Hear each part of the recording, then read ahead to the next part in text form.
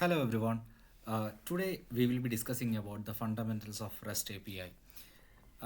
Now we are into a world where like almost everyone in the world uses a web application. So web application means it could be something that is based on the browser or something in the mobile phone. So any application that is in the web, that is connected to the web, we can say web application.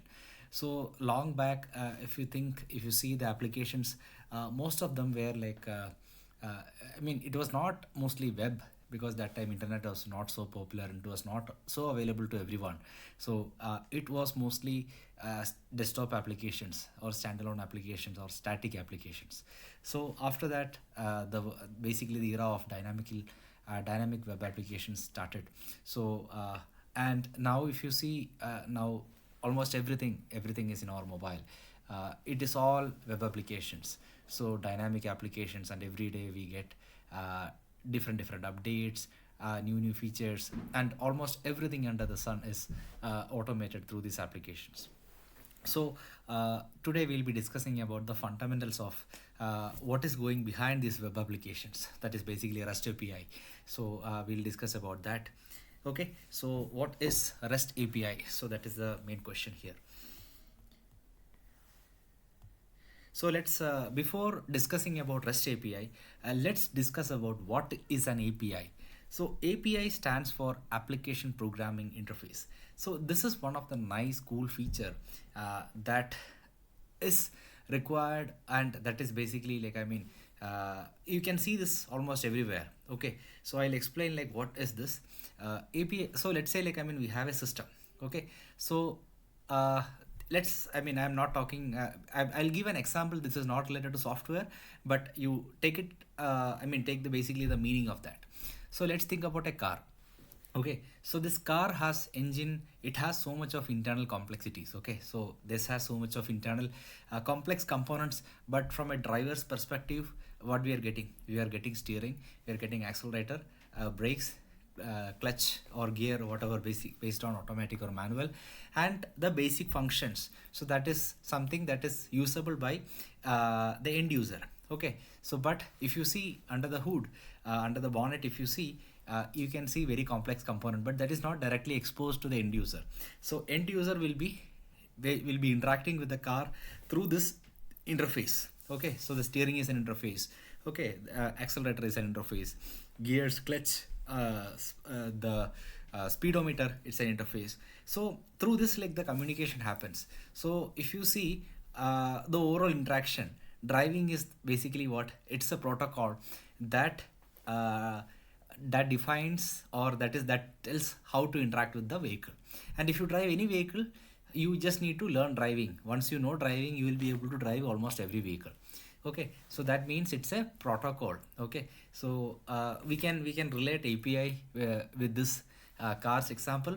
So let's say you have a very complex application, and it's giving interface to the external users or an external application. It doesn't need to be a user, it could be an application as well. So let's say there are two systems. Okay, and two systems need to interact with each other. For example, let me give you an example, real world example.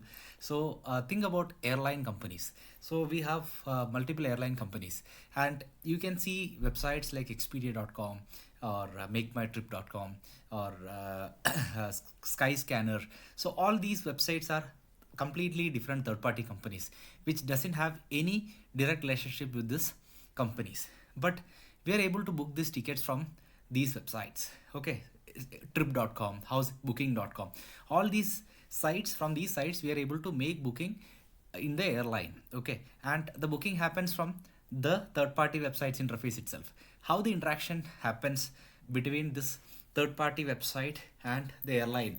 Okay, so here also the booking happens through an API call between these two applications.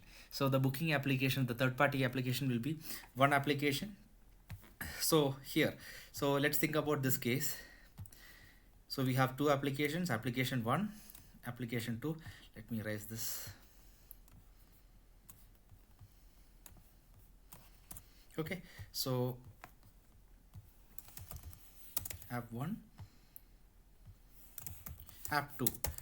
So this application can be developed in any language, any architecture or anything.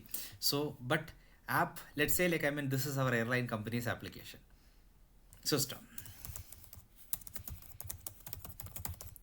and this is maybe let's say something like booking.com. Okay, so this airline company's flight will be listed in booking.com. It will be listed in, let's say, Expedia.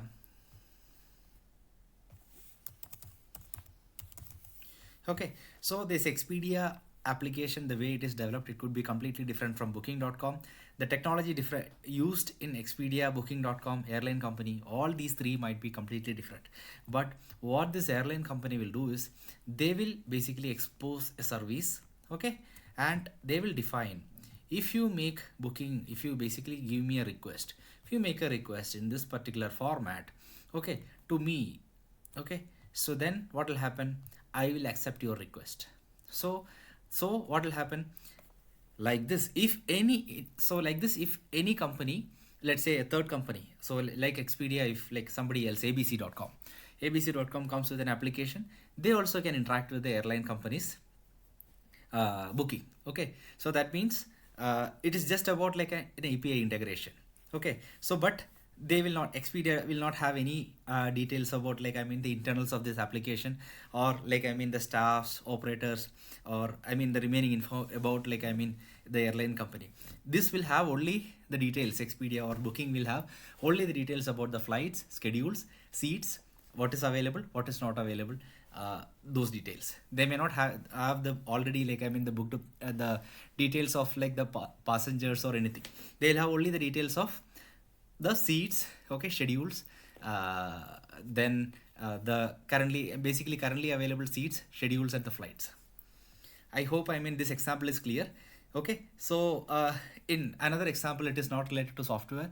Let's say think about English. Okay, so if you see like the world, there are like several hundreds and hundreds of languages, and people at each geography, they speak their own native language.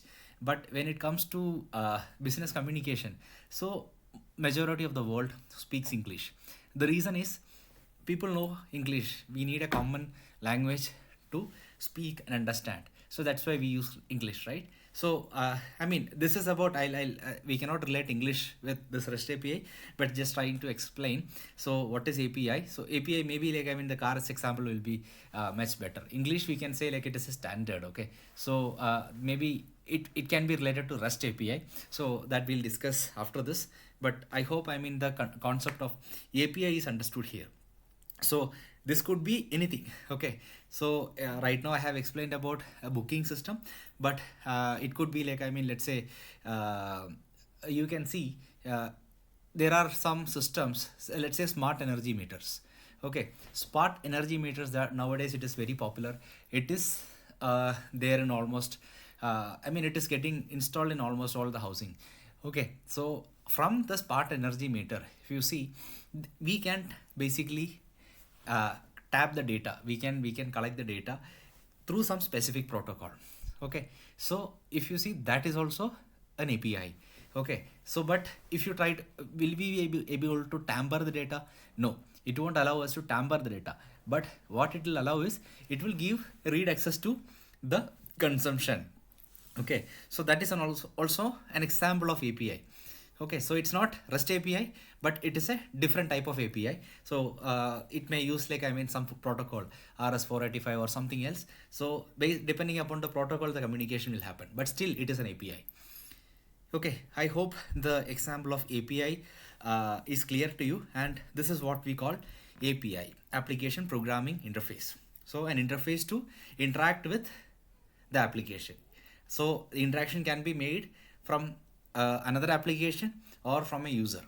Okay, then what is REST API? So REST API, we can say API is like the larger set, and REST API we can say it's a subset. Okay, so REST API is basically REST. What is REST? REST stands for Representational State Transfer. Okay, that is a full form of REST. Okay, so it's a software architecture. Okay, and it's basically the a rule or a set, it's an architecture that imposes a set of conditions. Okay, it is like we are defining a set of constraints, how to do this interaction. Okay, so that is like we can relate the English example with this one. So it's like, I mean, we are telling how you should communicate with the other guy.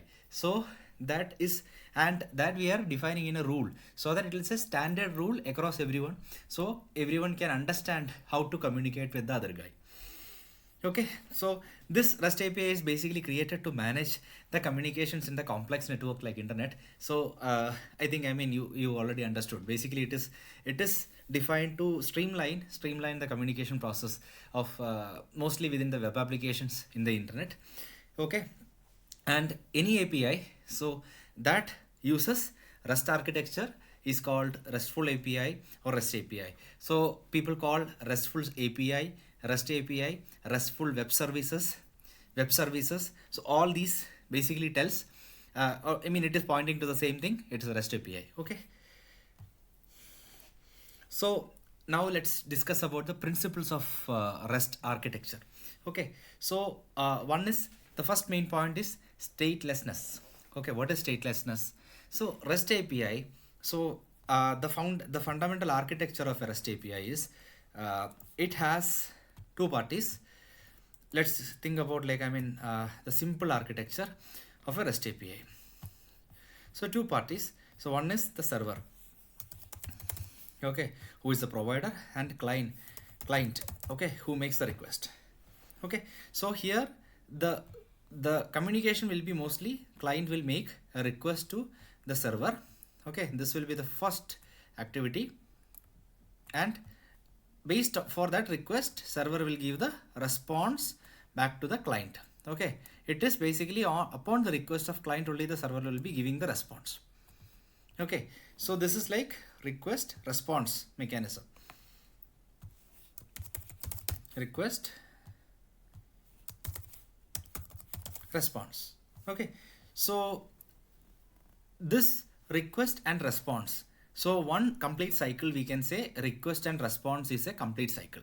So for every request there will be response. If there is no response, that means API has some problem, or it is down, or it is not working. Okay, so this complete cycle is called request response. So the state in REST API, a complete request response cycle. So after that, this request will be complete. The server will not maintain any details about this request once it is complete. That means, I mean, the server won't basically change the state or update the state. Okay, so it is not going to keep or preserve anything about the previous request. It's about request response. So every new request will be treated as a, or every request will be treated as a new request. So it's not going to be like, I mean, a chain of request that retains the state of previous request. So maybe, like, I mean, once we get into the next level, you will be able to understand this. But this is about the cycle of a request response. It will be complete once the request and the response completed. Okay, so there is nothing going to be like a partial thing, and it doesn't have anything that comes up with the subsequent request. A request and response completes the full cycle of a request. Okay, so this is the statelessness part. Then second thing is uniform interface. So uniform interface is like, so if you see the REST API, when we discuss about API, so APIs can be anything. Okay, so the structure of the API, okay, the architecture of the API. If you just think about API, anyone can define any type of structure, architecture, everything. Okay, but when it comes to REST, there are a set of predefined rules, okay, that tells what is the structure, how to use it, okay, and what are the components in the API. So everything is well defined. So if you see any REST API, so if you know REST API, you will be able to understand the REST API related to any application. Okay, so there is something called API documentation, REST API documentation. So once someone sees the REST API documentation, we will be able to understand how the request and response are made in that system. Okay, so that's why, like, I mean, the explanation of second one, uniform interface. Then third is cacheability. Cacheability means, so I think nowadays almost everyone are using browsers. Okay, So now if you see, when we load some application, okay, so for example, let's think about google.com. So let's inspect this application, okay, control shift I, and when we do this, you can see when I refresh, okay, so it is making a request and it is loading so many things. Okay, so let's see. Okay, so you can see multiple requests are made internally and it is downloading so many components. Okay, so from where these components are coming from? Most of these components are coming from the server. Okay, let's say I'm searching for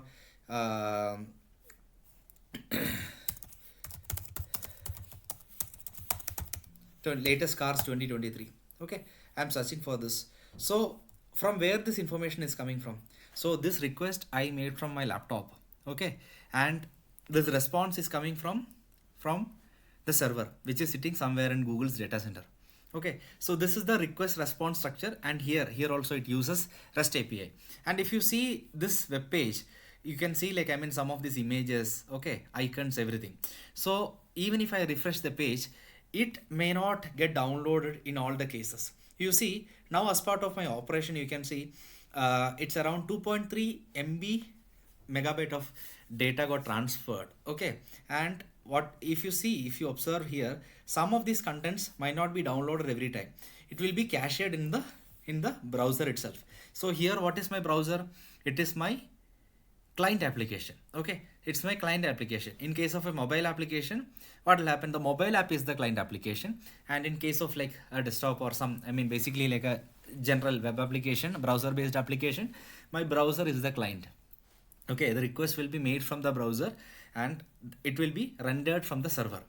Okay, and some of these components, like you can see, this is an image. Okay, this is another image. Okay, and these kind of images, some of these images will get cached in the client side itself, so that every time when we search, it will not again download from the server.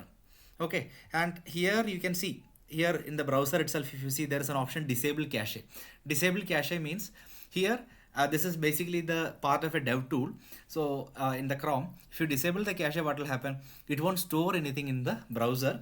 It will, every time it will make a fresh request to the server and get the data from the server.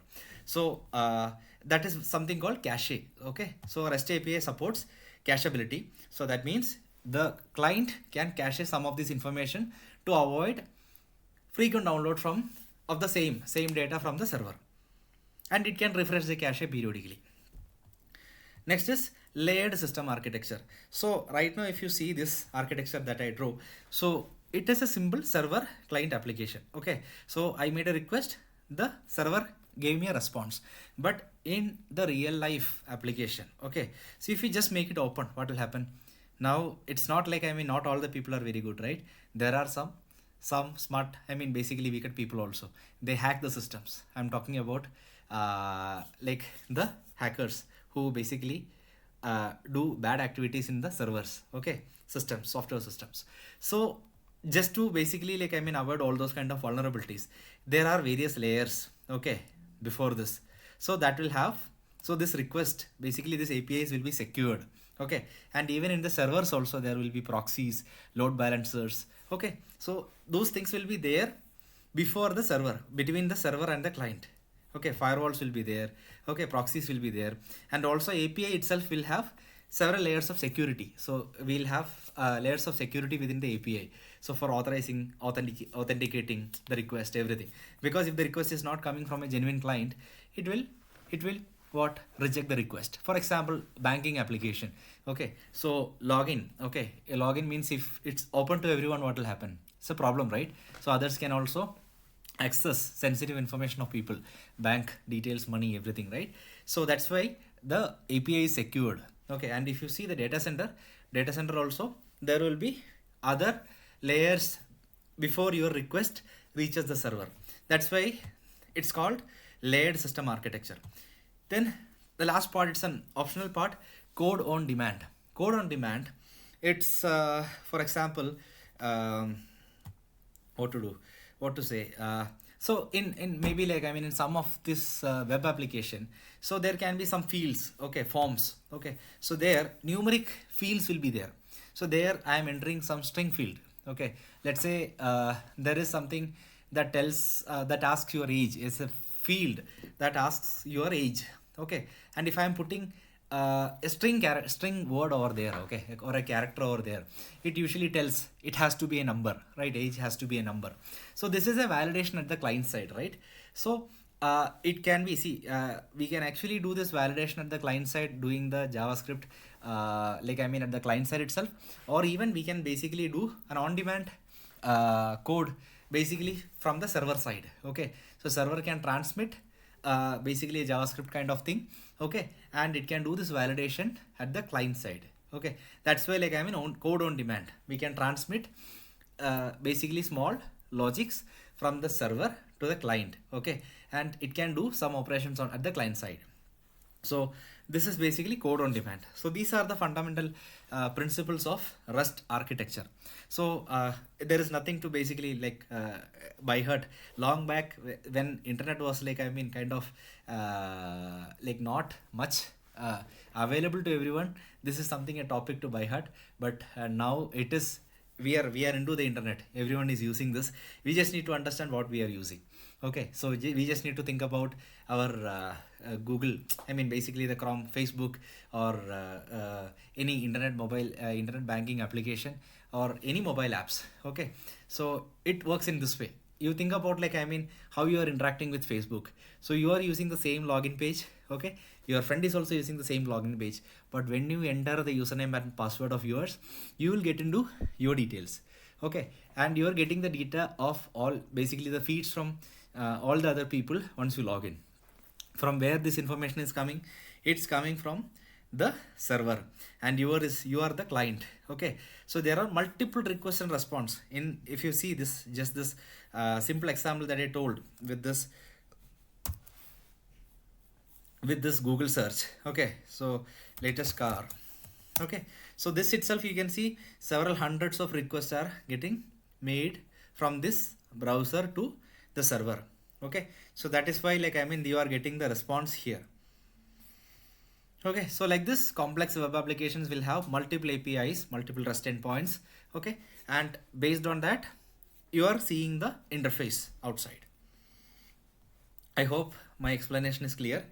Then let's talk about the benefits of REST API. So one is scalability. Okay, scalability means this REST API is a very highly scalable framework. Okay, so now if you see, let's think about, I mean for example our Facebook itself. So you can understand how many users are using it. Okay, so it's used by millions of users, and it is able to render this application without delay. So this API can be scaled, and there are like various techniques to build scalable backend and front end. Okay, so that we will gradually understand, but right now like I mean think about it is scalable. Okay, then flexibility means REST API, if you see for example let's say like I mean our application, so I have an application which is developed in Java. Okay, so I use Java in the backend. Okay, and front end I may use Angular. Okay, so this means I mean basically I have basically what I'm using two technologies. And think about like I mean the example that I told initially, that is the booking.com and the airline company. Airline company's application is developed in, that is also a REST API interaction. So airline company's application is developed in, let's say, C. Okay, and the booking company, the third party company's application is developed in Python and front end with Angular. Okay, so this can easily make the interaction. Okay, we don't have to worry about what technology you use. The REST API is not dependent on any language. Okay, it is language independent. You can it's basically doesn't tell about the programming language used to define that. It is only like a structure. Okay, it defines like how to use it, or how to make the communication. It defines like a protocol or a set of rules. Okay, so it's, we can say like I mean the flexibility and independence. So the whatever I told, I mean maybe we can categorize it as independence and flexibility. Again I'll tell you. So let's say I'm defining a structure something like this. So let's say I am an employee of a company. Okay, and every day due to this COVID, let's say people started working from home, and then instead of like the usual ID card based attendance, let's say company has given a mobile application to mark the attendance. So employee A, okay, employee A has a mobile app, okay, and he marks the attendance, okay. So company has a server, okay, which is situated some, let me move this diagram to the corner so that it will be clear. Okay, so employee A has the mobile app and he marks the attendance. It basically makes a request to the server in the company, okay. And similarly, and after marking attendance, employees gets the status like, attendance marking successful. Okay, so similarly, employee B also has mobile application, okay. Like this, all the employees will have the mobile application, okay, and he also marked the attendance, and in response to that, employee B will get the success response from the server. So let's think about like the simple structure, how the attendance goes. B, okay. So let's say we have a simple structure to that will have two parameters. One is employee ID, start time will have the date and the time, okay. So this will be the request, okay. So if you use this request, it is applicable for everyone. So everyone's employee ID is unique, start time, so it will define what is the start time, and this will basically mark the attendance. We can say like the login. Similarly, at the time of log out, it will be end time, okay. So this depending upon what button he clicks, maybe assume we have two buttons, one is for login, one is for log out, and what button he clicks, so it will be login or log out, okay. It will have two things, one is employee ID and second is start time or the end time, and the same will be there for this will be the request, same will be there for employee B as well. And the response, server will basically to the request, server will say response will be what, server, if it is a successful entry, server will say success, your attendance is successfully marked, okay. So this will be the same response for the second employee as well as to all the employees when they mark the attendance, okay, when they mark the attendance, okay. So let's say tomorrow the company wanted to make some updates in the mobile application, okay. So today the interface is looking in one form, tomorrow the company wants to upgrade the mobile application interface, okay. So they can upgrade, they can basically publish an upgrade of the mobile application. The front end will change, but do we really need to basically make any changes in the API? No, okay. It can still work with this request response structure, okay. So this is case number one. Case number two, tomorrow company wanted to basically, so initially let's say this application was developed in Java and SQL Server, okay. And let's say the company decided to change this application, revamp this application, replatform this application with Python and PostgreSQL, okay. So this is completely different technology, okay. But the employees won't even get to know, because what will happen, the API definition will be the same, okay. So unless you change the API definition, so end users interaction will be the same, they don't have to make any change, okay. So the internal may change, okay, the server's internal may change, but what will happen, the interaction will be still the same unless you make any changes to the endpoint or basically REST API parameters, okay. So this will be more, this will, people with some background of web application will have a better understanding, but I hope my explanation is clear, okay. So this is basically the explanation for flexibility and independence. Flexibility and independence. Okay. Now let's come to the next part. Components of a RESTful API request. So as we discussed, the RESTful API has two parts. One is like a request and second is a response. Okay. So let's discuss about various components in a request. Okay, so this is what defines the REST. Okay, I mean REST, because what defines a REST API from an API. So in API it can be anything. Okay, so there can be multiple structures, but REST API there is a standard definition, like standard we can say like a structure or a set of rules. So we'll be able to make a request and response in that based on that rule only. So one is URI. What is URI? Uniform resource identifier. Okay, so in case of web applications it is mostly what? URL. So what is the difference between URI and URL? Okay, so URI is like universal resource identifier, right? So this see this URI is like, I mean, can be anything. It can be a number. Okay, anything that is unique. Okay, anything that is unique can be what? A URI, right? But URL is what? Resource locator, right? Resource locator means what?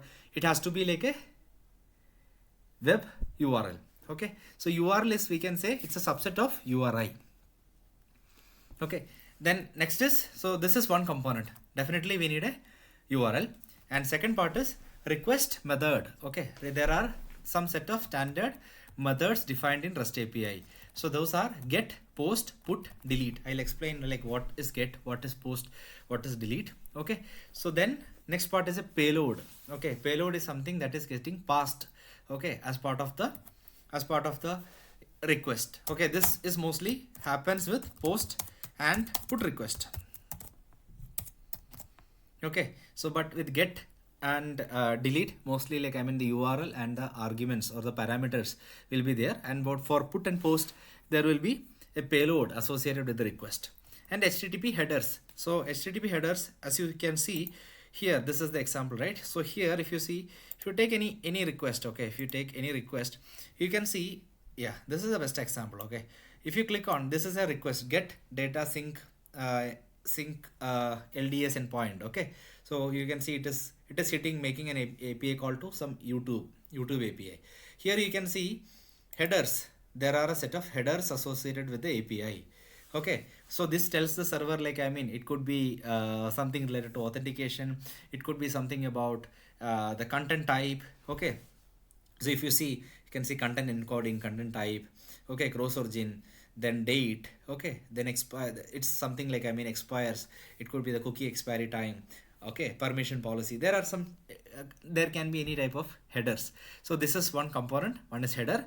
Then this is like, I mean, this is the response. Okay, and this, if you see, this is the request. Okay, this is a, what type of request is this? This is a get request. Okay, and this is the response. Okay, and this is basically the cookies. Okay, so these are basically, we can say, the components. Okay, let's go back to our slide. So URI, so we have a URL. If you see this, we have a URL. What is the URL? This is the youtube.com/sync something, right? That was the URL. That is a unique locator, right? It's a URL. And second is request method. It's a get method. So as we can see here, this is a get method. Okay, so headers, yeah, this is a get method. This is the URL, request URL, and this is a get method. Okay, and next is what? This is a get method, so there is no payload associated with it. It will have some query parameters. Okay, then there will be HTTP headers that we saw. So this is and cookies. The parameters means, I mean, there it can be the path parameter, query parameter, or cookie that we saw as part of the request. Okay, so this is the structure or the components inside a request. Then next is the response. So what is the response? Response is, once the server receives the request from the client, the server will give something back to the response back to the client. Okay, so that is called the response. It will have, one is status code, second body, third is header. Okay, so here let's see what is the response. Okay, if you see the response, it has some response. Okay, it has some data, some timestamp, something. Okay, so something is there in the response. And if you see here, you see this is like, I mean, the response status code that is received from the server side. Okay, so 200 means it's a successful request. Okay, so it says it's a basically what, and you can see response headers here. So this is something that came as part of the response. Okay, this is the response headers, and this is the request header. You see authority, get, so path. So these are, I mean, some of the request header, and the above one is the response header. Okay, and the status code. So status code tells what is the status that we receive from the server. So let's say, like, I mean, 200 means it's a successful request. Sometimes 404 means, let's say, the requested path does not exist, URL not found. So that is the there is a meaning, specific meaning for every status code, and you can actually check like HTTP status code in Google. You will be able to see, like, I mean, the various status code and its meaning. Okay, there are specific meanings for each of the status code. Okay, so this is basically it's a number. It's going to be mostly it's mostly a number. Status codes are mostly like 200, 404, okay, 403. So each status code will have a meaning. There is a mapping associated with it. So I hope, I mean, with this you understood, like, I mean, the fundamental of API. Okay, REST API, and the components in request, components in response. Now with a simple example, I'll complete this part. So I just developed an API. I'm not going to explain about this code right now. I'll explain about this code later in my Python session. But this this is session, I'm not going to explain anything about program. So this is an API. So I have you see, I have two get APIs and a post API. Okay, so I'm going to start it's already started. I'm going to run it again, start this API. Now you see this is available in this particular URL. Okay, so this is the base path of this API, and you see here, one is I have defined various URLs here. Okay, one is the / the base path. So if I basically make a request here, the call will come to this particular function, and this will give a response from server, right? What I'm returning, it's returning response from server. If I am making a call to a different path / greet, it will basically get a response hello from the server. Okay, and the next is a post request, and if I make a request to / sample post, okay, and if I pass a payload, okay, the response will be hello from server plus whatever payload I passed. So let's try this out. Okay, so here let's do this / you see response from server. Okay, so this is the base request. Okay, I basically made a request to the base path. So I'm just modifying this, modified. I'm restarting the program. Okay, and now you see, okay, let's restart it. Oh, sorry, I modified in the second API. That's the reason it is not getting reflected when I just pass it here. So I have to modify in the first one, because I am trying the first one.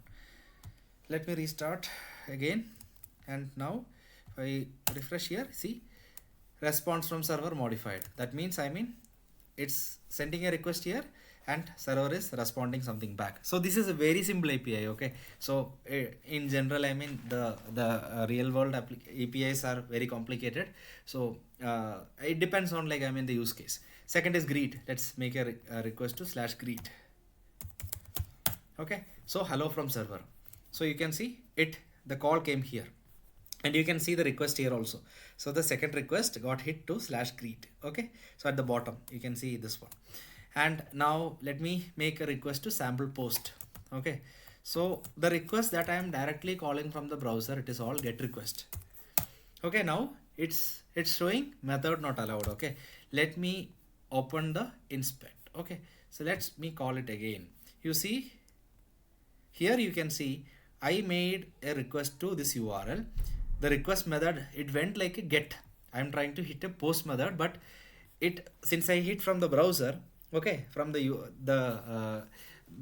I tried to hit the URL directly, it went as a get request, and because of that I got a status code 405, which has a meaning method not allowed. That's correct, because I cannot make a get request to a post function, post method, right? So I'll have to basically what do a post request.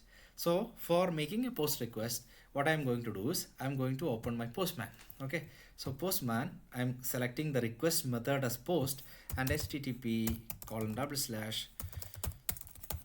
:localhost 8080 / sample post. Okay, so this defines my URL. Okay, now let's come to the body row, and here I am passing a body sample payload from coder and boots. Okay, now let's send this request. You see, it's a successful request. You can see 200, status is 200. It took 526 milliseconds and 225 bytes got transferred as part of this request. And you can see the response here: hello from server, sample payload from coder and boots. So what is the response defined here? So it is defined, you see, in this method we are just reading the payload from the request and then appending hello from server plus the payload. That is why you are seeing the response like this: hello from server, sample payload from coder and boots. Okay, so this is so let's relate it with a real world application.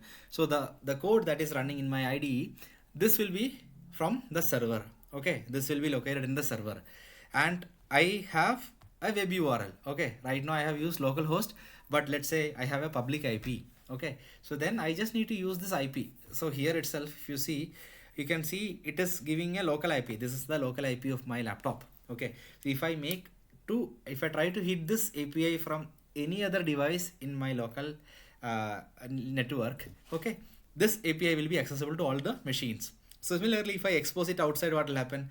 This API will be available to the public. Let's say I have so instead of like, just this, I have a mobile application that uses this. That means then it's basically like a complete application, right? It has a server, client, everything. Okay, so with this, I think we have discussed almost the fundamentals of REST API. I hope this session is useful. Thank you everyone. That if you have any comments or feedbacks, please make a comment below this video. Thank you everyone.